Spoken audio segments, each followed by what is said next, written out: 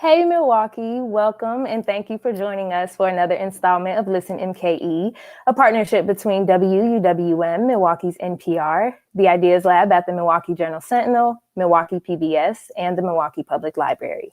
My name is Taryn Powell, and I'm the race and ethnicity reporter at WUWM. This time last year, the arrival of COVID-19 upended every aspect of life as we knew it. There was so much we didn't know at the time about the virus and how it spread. But as the number of positive cases and deaths kept rising nationally and locally, many municipalities, many businesses made the tough decision to shut down operations completely or put a number of restrictions in place that could at least keep folks as safe as possible and keep doors open. Keep in mind, a lot of places were shut down, though, if not deemed essential. But what did that look like for minority-owned businesses here in Milwaukee? Even before COVID-19, minority-owned businesses were more likely to fail than others. Today, I'm joined by members of Milwaukee's Black-owned business community who can talk about what their business operations have looked like in the middle of a global pandemic. Welcome Alyssa Neff, owner and creative director of the Space MKE, Gaulien Smith, owner of G's Clippers, and Clifton Phelps, vice president of business development of JCP Construction. Thank you all for being here today. Thanks for having me. Thank you. So I know a lot of us would probably want to forget that 2020 ever happened, but I'd like to start by having each of you talk briefly about where you all were before COVID hit. How was business going? What was your plan for 2020? Alyssa, I'll have you take that question first, then Gaulien and Cliff. So yeah, at the height of 2020, I had just entered into, what was it, like my 6-month mark of being the owner of the Space MKE. And so we were just starting to plateau as far as like income to loss ratio. We were pretty much even Kevin, and I was looking to increase our profit and our sales for that entire year by throwing different community events, and just having a bunch of different like community engagement events, which would include vendors and everything like that. But by March of 2020, that literally halted completely. I was not deemed essential since I'm a creative studio, so we had to shut down for like 3 months, I believe. And then after that, I literally shifted the business model completely from being essentially an art gallery and community like event venue space to being a photography studio, which I rented out to groups of 4 people and under. G, can you? All right. Prior to COVID, barbershop was, as usual, congregations of, large groups in the barbershop at a time, especially on Fridays and Saturdays. Great, shop conversations. Had a lot of plans for 2020. One being G's Clippers celebrating our 25 years in business, which I had so much planned for a whole week. And also my 50th birthday was last year as well. But and also as far as G's Clippers, I had planned to start rebranding G's as well, in terms of just this trying to get more on a national level. So I had developed some great relationships nationally. And so all of that was, cut short or non-existent, if you will. And with COVID coming, we were shut down for about 2.5 months, which was devastating to many. Definitely all of my barbers. I have a fairly large barbershop with 30 barbers and stylists, and a few didn't even come back after COVID. Like I said, we were shut down for 2.5 months, and with preparation of reopening, I had to really make sure I had deep cleaning, disinfecting, had companies come in and do some professional cleaning and all. And then we had to implement, of course, the 6 feet between stylists and barbers. And it was altogether different. Barbershops was not the barbershop of old, where you had a lot of shop conversations and congregating. We had to operate with appointment only, no walk-ins at all. So it definitely changed that whole landscape, how the barbershop looked. But I mean, thank God, we made it through. I know of a few barbershop owners and salon owners that didn't, but we made it through. Cliff, take it home. Take it home. I think I don't think there's any difference in our stories. Last year we were just awarded the DNC general contracting contract. So, I mean, that was for us. That was going to be a tall task. We were scheduled to have close to 80 people working full time, around the clock, trying to convert the arena. I mean, just from a year ago, just from looking at my time hop, we were in Arizona at a golf tournament and congregating. And I'll never forget that from the start of hole 1 all the way to 19, where they closed the golf course, the NCAA got that alert that NCAA was not going to have fans. And by the end of the day, everything was just canceled. And people were in panic, and we were trying to figure out how to get back from Arizona. We had to drive a truck back. I mean, it's just crazy how, and even the week before that, we were at the Bucks game. I think we were playing Indiana. And it just seemed like everything was just going to be so great for 2020. And then it slowly just kind of ticked down, and it gave us time to kind of come to the office. Everyone worked virtual. We came in because this is something that this is our office. So we just came in, the owners, and we just had to walk through month by month of what the next month was going to look like, assess the jobs that were still out there. We had deemed the DMC dead, especially after a month being in pandemic. And we had to strategically plan how we were going to crawl ourselves out of 2020. So. Yeah, I think, you all bring up good points. 2020, people had so many expectations for themselves. And hearing that, G and Alyssa, you guys experienced the shutdowns, Cliff, I would like to take it back to you when you guys had the big DNC contract. And you're talking about the plans you had to make month by month. How did you adapt to keep things going? So what we sat down, and when we put out all of the contracts that we had for the year that were getting canceled, a lot of those contracts were smaller community-based projects where either the church or the nonprofit decided to hold off until the end of the pandemic. So we had to look at what was strategically still going on in Milwaukee, or still going on. So we looked towards finishing up our healthcare projects, which were strong. But we actually had to go out and partner with a lot of other larger general contractors, which actually opened up a lot of other open opportunities for us. So we are a hybrid. We're a general contractor, but we also perform. So that strategic plan to reach out to different people of different larger general contractors across the state and even in the Midwest to look at projects and see what they had, and see what we can self-perform is a model that we're actually still using to this day, only because it gives us that flexibility that we won't ever depend on an owner or a project to fail for us not to have that work coming in to keep our guys working.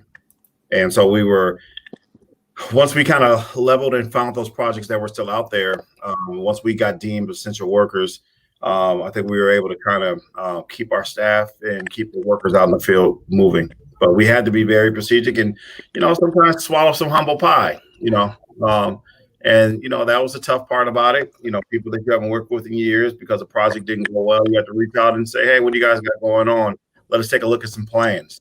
And, sometimes we have to reach out to people that we know we never do business with and say, hey, let's grab a virtual coffee. But I think that for the long run for our company, we looked at that as more of a strategic plan instead of, which we never would have looked at before, because we had a lot of projects, on the table that still didn't get funded or still didn't move forward. So. A lot of folks like to talk about getting back to normal as we get a better handle on the virus. What does normal look like for you as far as your business goes? G, take that question. Well, normal, the barbershop, it's nothing like, the conversations that's had in the barbershop.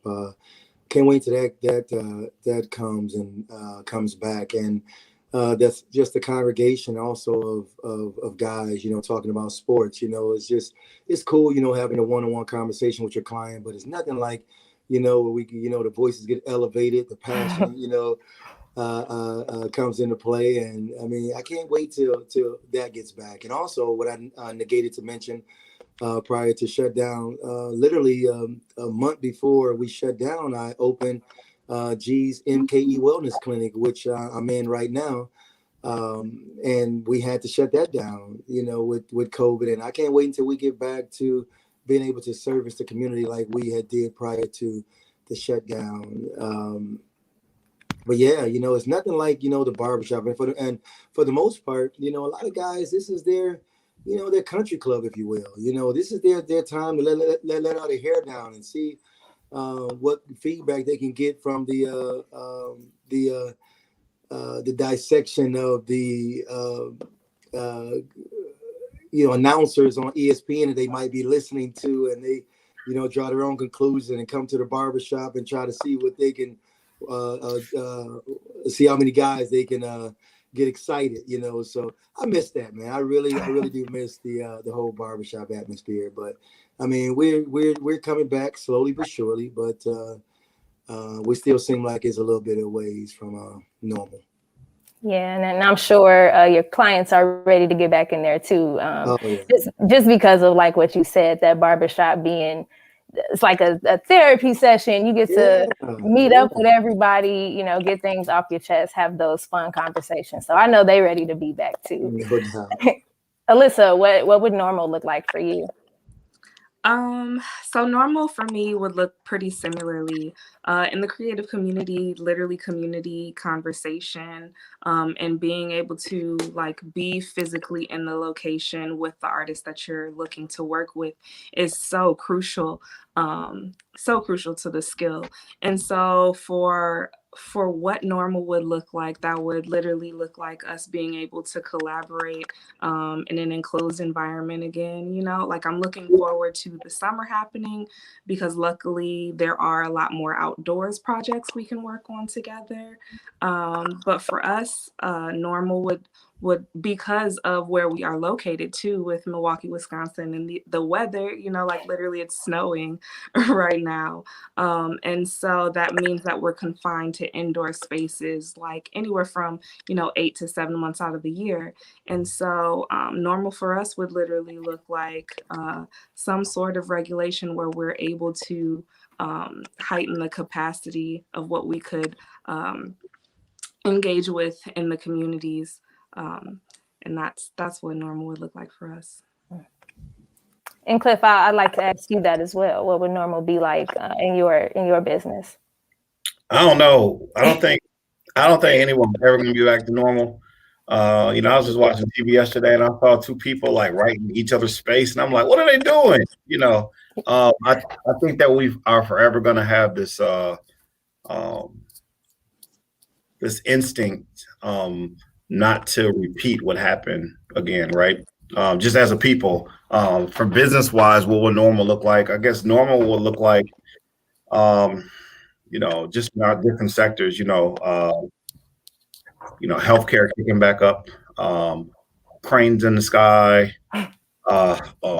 Personally, a packed Bucks game. But those are things that probably won't happen. If they happen, they'll happen with caution. So I don't think that we'll ever get back to 100% normal, especially mentally. But I think what we can do is start to try to figure out how we can drive our profits back to where they need to be safely.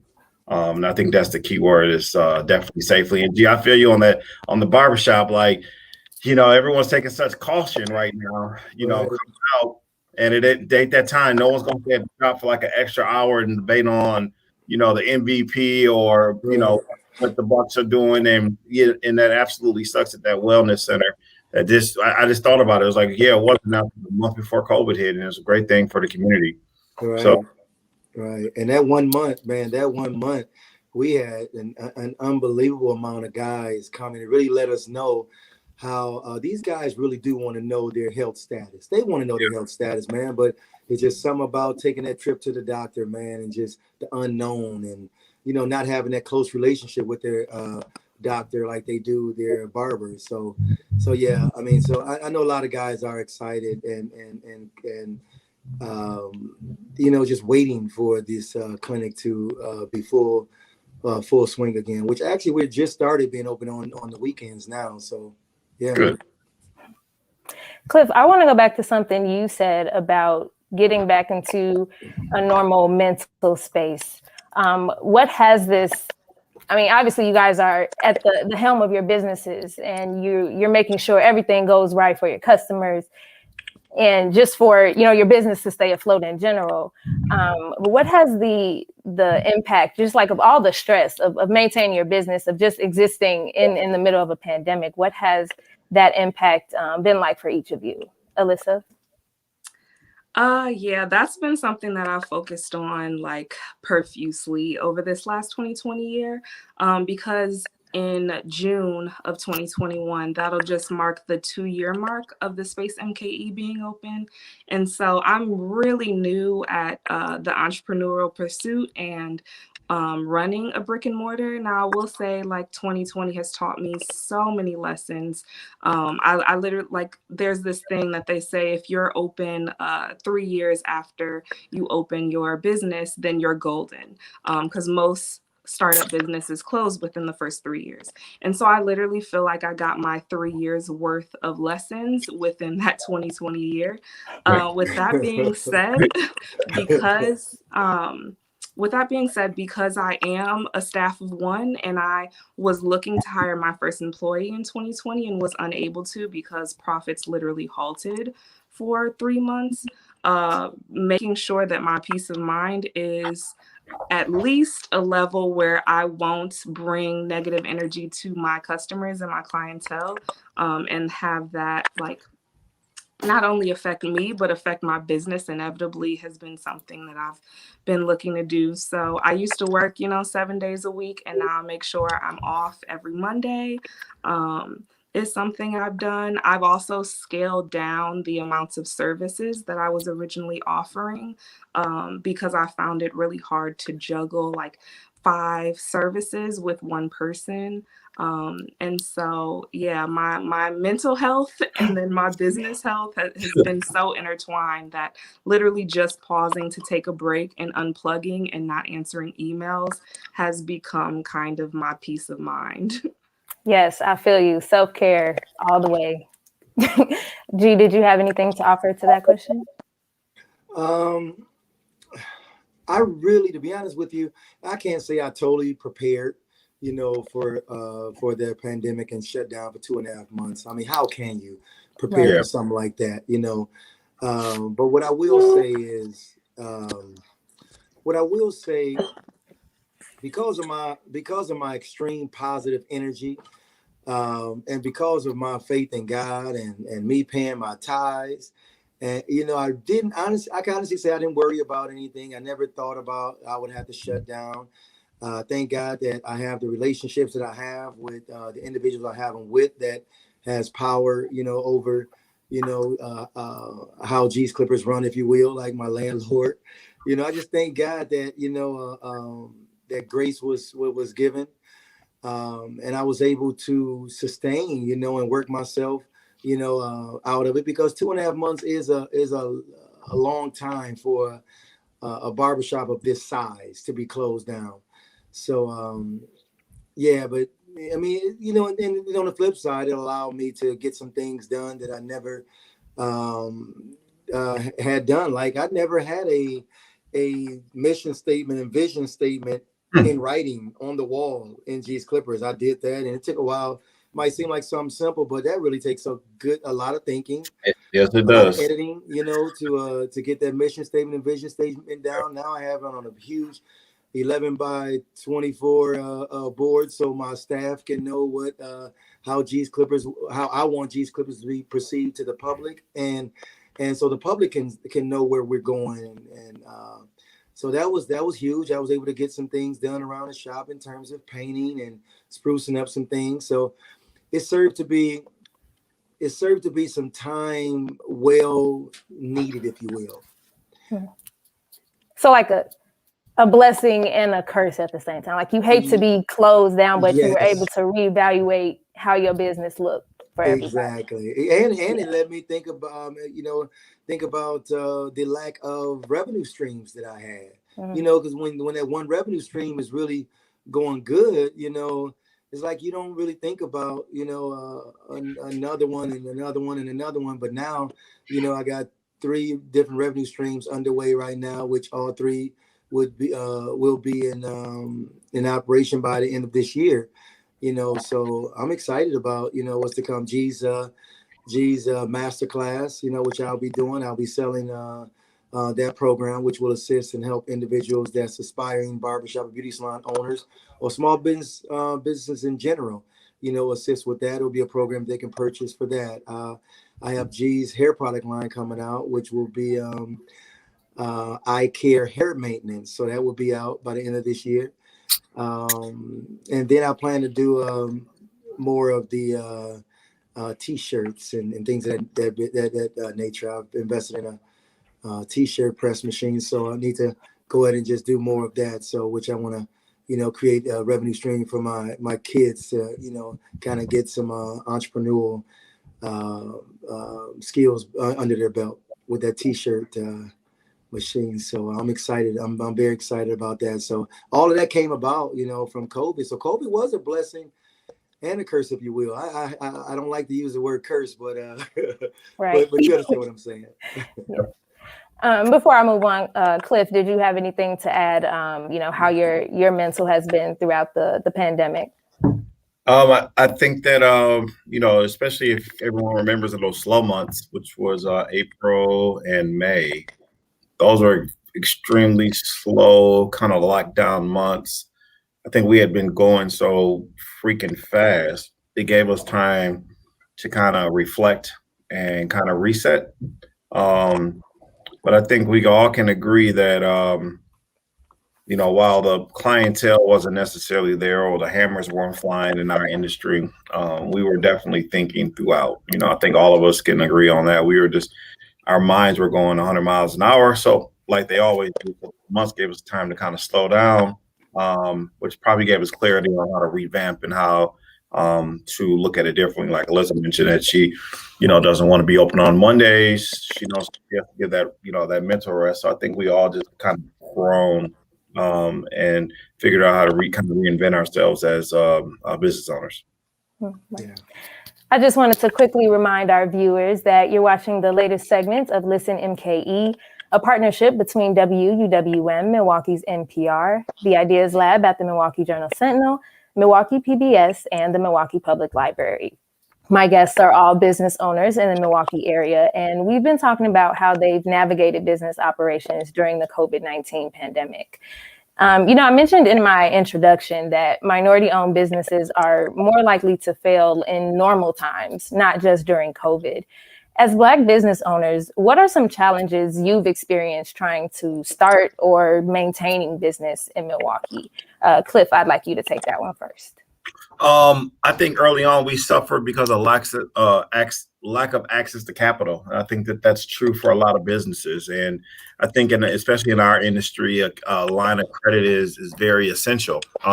Not only a line of credit, but the proper office people or the right people in line to have in your business. I think we learned very early on that hiring or having the right people in the right place are very crucial. I think the other threats to businesses are just understanding the business itself. And I'll use construction as an example. The best carpenter doesn't mean that you're the best business person.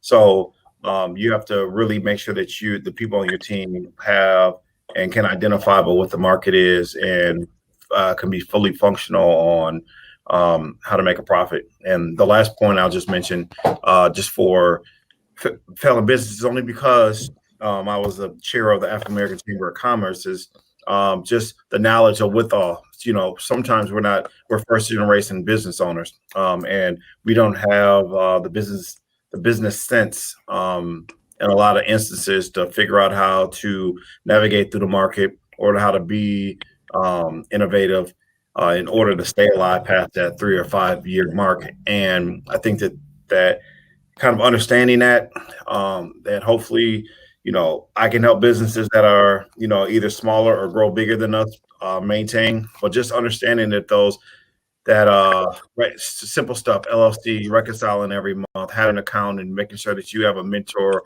in the arena are very important things in order to maintain a business model, and not just staring at your bank account thinking that all that money is for you, is to reinvest. Sorry for the long answer. No, you're fine. You're fine. And I also did want to remind our viewers that if you have any questions, please post them in the Facebook comment section. G, how about you? Clip didn't leave much on the bone there. I concur. I 100% concur. It's funny. That's how I came up with the G's masterclass program that I'm about to start marketing, because it was like I had the whole, I had the professional acumen in terms of my craft, how well I was, how good of a barber I was. I feel like I was a great leader.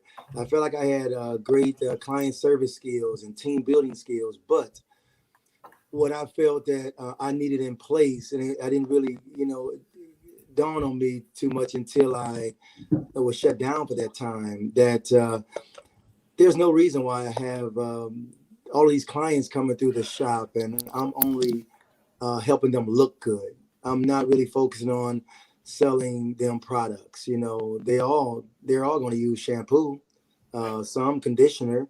Why aren't they getting it from G's Clippers? They use brushes or combs. Why aren't they getting it from G's Clippers? It's just so many other things that I've noticed that I was not capitalizing on and taking advantage of during that shutdown time, because, and that's one thing, also that I decided to do. I'm about to start working on my exit plan from G's Clippers and come from behind the chair, because I believe that G's Clippers can run much more smoother. And the bottom line, I believe, will definitely grow if I come from behind the chair and run G's Clippers from in front of the chair. So yeah, other than that, I mean, Clip said it all.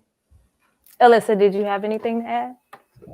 Yeah, well, because I'm so early in my journey as an entrepreneur and a business owner, startup capital has literally been my one and only focus. I think that's one of the reasons why Black businesses not only fail quicker, but also are harder to get off of the floor as fast. Because I look at all of these other success stories, and they're literally raising millions of dollars within a couple of months. For me, I found it hard to raise $10,000 in a couple of months.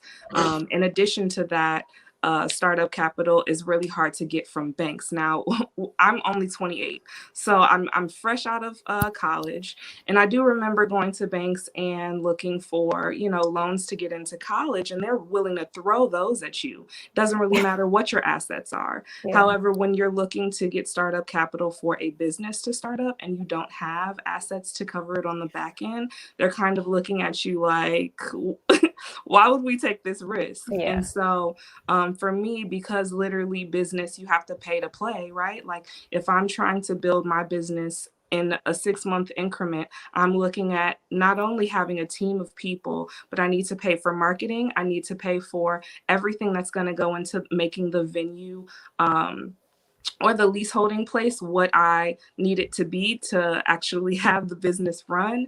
I'm looking to start payroll. So all of these things cost a lot of money to start, which is also why they say businesses usually operate in the black for the first 2 months, or I'm sorry, in the red for the first 2 months, or not 2 months, 2 years to get started. Like that's what it is. And so starting a business, it's literally a labor of love, but it's also one of those things where you need a lot of money and a lot of belief in yourself to keep going. And when you don't have one, the other is harder to continue to kind of maintain, and so yeah, for me, startup capital has been one of the hardest things to not only raise but to seek investors for. And it shouldn't be that hard, and that's the guilt. I mean, we as Black business owners, there should be an understanding and a direct correlation that I'm sure G can agree with the way our current neighborhoods are, lack of opportunity and lack of entrepreneurship. I mean, that's a clear dot connection, and I think people are starting to understand that connection, especially with everything that happened this summer. But the path to entrepreneurship, jobs, period. We're the first people to hire our own people, so we're our best advertisement for helping our own community. I mean, when we look at the people that we hire ourselves first. So it's unclear to me to why these institutions that will loan money to people that aren't qualified but not live in the city. I'm not just trying to say the obvious thing. Won't loan it to people that have the ability to employ people to improve the conditions around our neighborhood, and that's frustrating. It's frustrating. To your point, you can get a school loan, no problem, no credit. Hey, I need $10,000 to keep this thing open so I can hire somebody so I can grow it. Yeah, no, we don't know who you are. So that's amazing. Do you all have? Oh, I'm sorry, G. Did you want to add something to that? No. Oh, okay. Well, I was just going to say, with all of that really stacked up against, minority business owners, do you have any tips for those who are coming under you or even the colleagues who are, in it with you right now? Do you have any tips about how to navigate all of that? G? But I think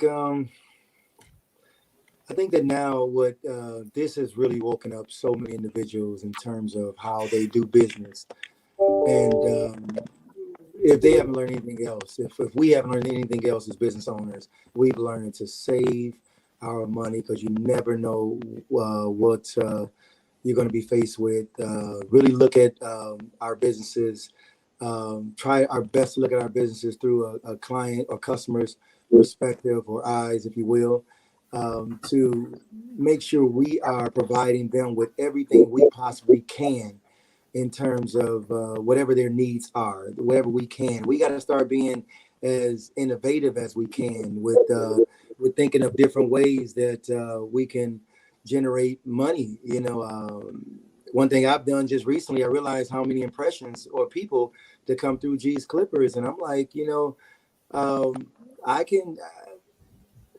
Maximize on that, by charging companies, advertisement space in G's Clippers. And when I put something out there, it was unbelievable at how many companies responded to that. So it's just a matter of just being innovative and really, just watching everything you got going out and what you got coming in and continue being innovative, thinking, think tank, do some some group sessions with some close friends of yours and kind of be transparent and let them know what you're doing and where you're trying to go and see what kind of feedback you get, because it definitely worked with me because I'm only one person, and I own G's Clippers by myself. And so I, for the first time in I don't know how many years, I literally had a think session, if you will, with a few individuals. It was 4 of us, and when I tell you a few of the things I've implemented, I got from that session.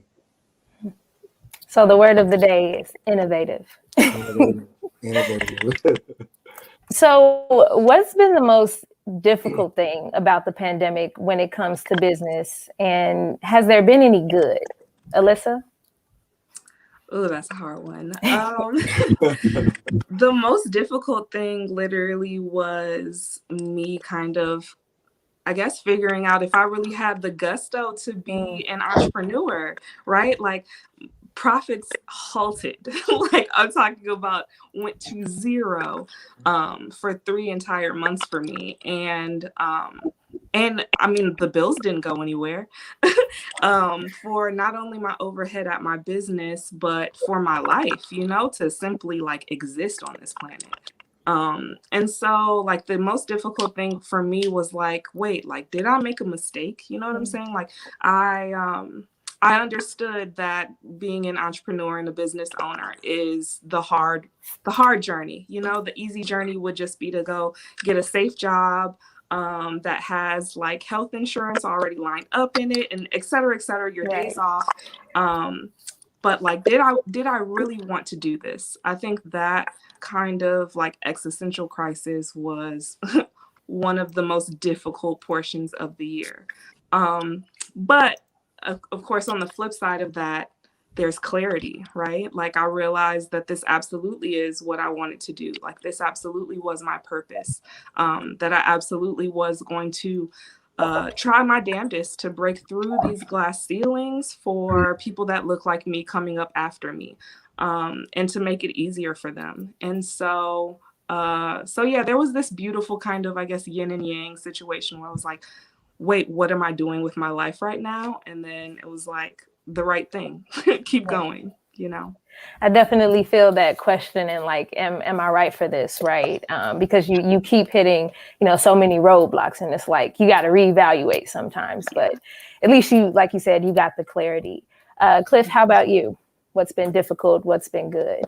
I think the difficult is just staying focused. And for me, it was trying to forecast when all this was going to get better.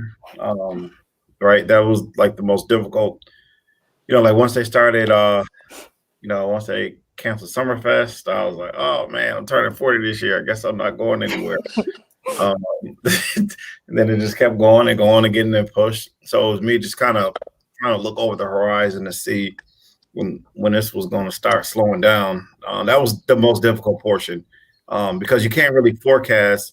I mean, to me, it was also, this is just in mind, the follow-up phone calls like, hey, you said call you back in April. You're like, oh, we don't know. We don't have anyone in our office right now. Like that was the most difficult portion of trying to just follow up with the projects that we like just had on our backlog sheet. And I think for me, the easiest thing was jumping back in the groove once jobs start picking back up, right? You almost felt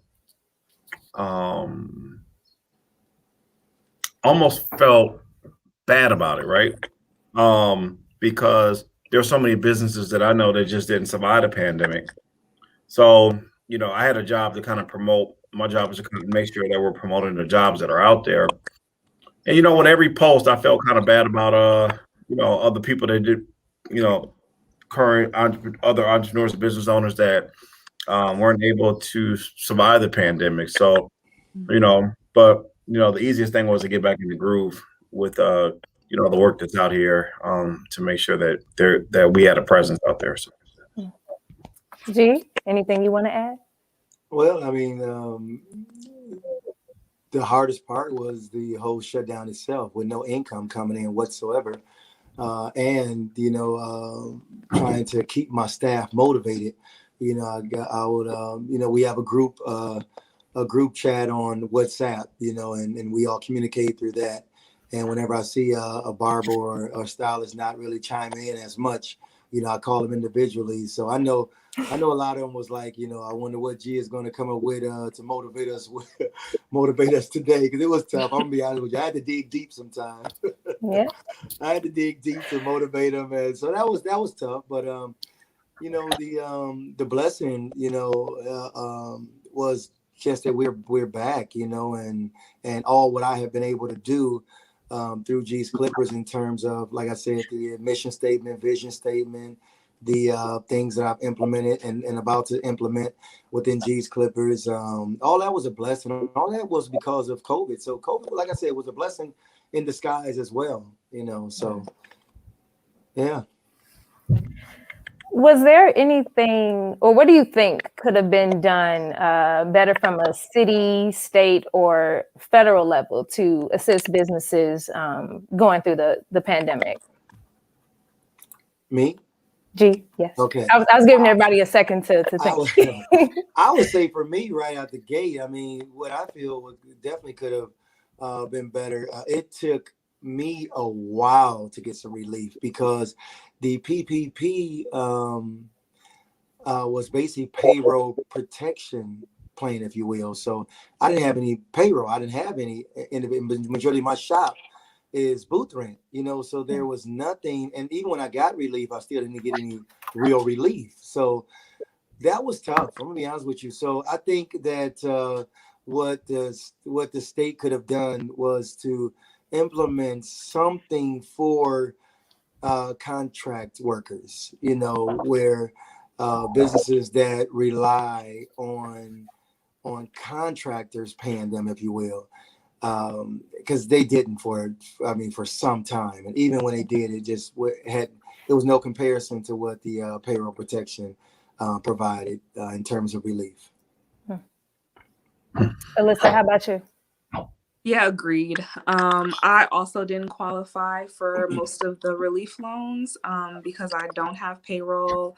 And because of the amount of time that I've been in business and because of the amount of money that I make annually, I did not qualify for a lot of the relief loans. And so relief loans like that would be targeted towards like G was saying, the contractors, B, businesses that have been in business for a short amount of time and aren't necessarily making that much money per annual year would have been great. It seems like the relief loans definitely were targeted towards more so relieving the employees as opposed to relieving the businesses that were literally halted in profits for months. Cliff?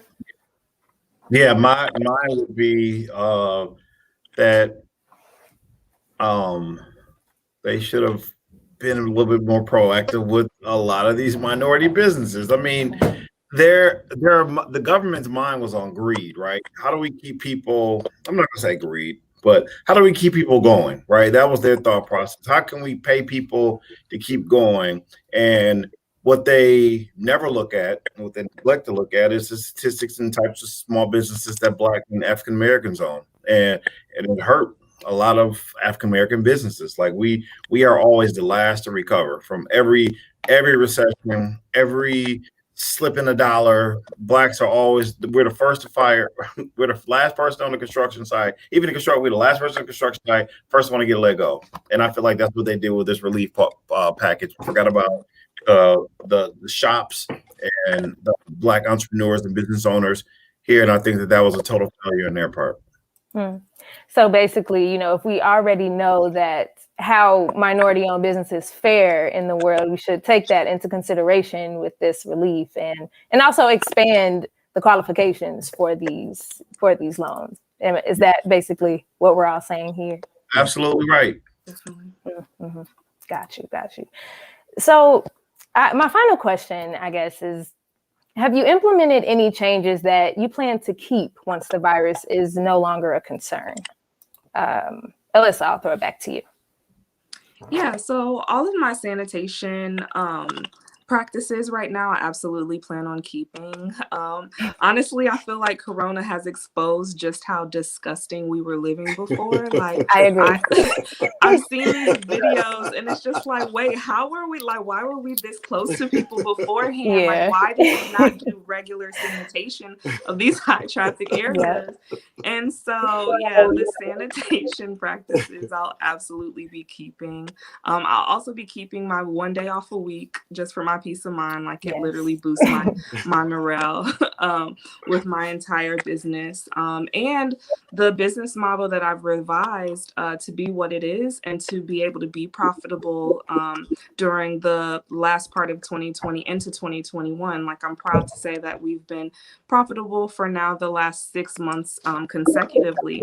And so because I was able to revise my business model, I now have something that's a lot more streamlined and a lot more profitable overall, even under this current condition of still like having capacity limits and the 6 feet distance from each other. So or the social distancing. So there are a couple of good things that came from it. My sanitation practices, my revised business model, and just considering myself a lot more. Okay. Cliff, how about you? No, yeah, I mean, echo, definitely the sanitation processes. I think we talked about that earlier. Or, you know, you're looking around at videos from last year, like, ew. And managing forecasts, just an expectation. Managing forecasts, managing customers, just an expectation of if something can happen like this again. Angie? Alyssa said it, and Cliff echoed, and I'm about to echo again. You know, well, in my business, we already have to practice safety and sanitation, but of course, I know we all kind of get loose with it sometimes. This just basically, made us all as barbers and stylists pay that much more attention to how sanitary we are. So definitely going to just stay on top of that because, in our business, those clients are now, they're very informed and watching the news and things of that nature and, really on top of it more so now than they've ever been in their life, I'm sure. So we have to be mindful that as they're looking at us, we got to make sure we are on top of our game. So definitely to keep going with that. I mean, as far as the crowds in the barbershop, I mean, I welcome that. Bring it on, So I mean, so I can't say we're going to be practicing 6 feet, but I think naturally a lot of people just will be mindful in terms of how close they are to individuals and all. But I'm just excited for things to get somewhat back to normal. I know Cliff is not optimistic, in terms of things getting back to normal. But I'm optimistic, that we will get as close back to normal as we possibly can. Yes, I agree. And looking forward to it. Let's all forget 2020 ever existed. But no, we learned a lot. And now all we can do is just apply that and hopefully be better for the future. So as I wrap this up, are there any final thoughts that any of you would like to share?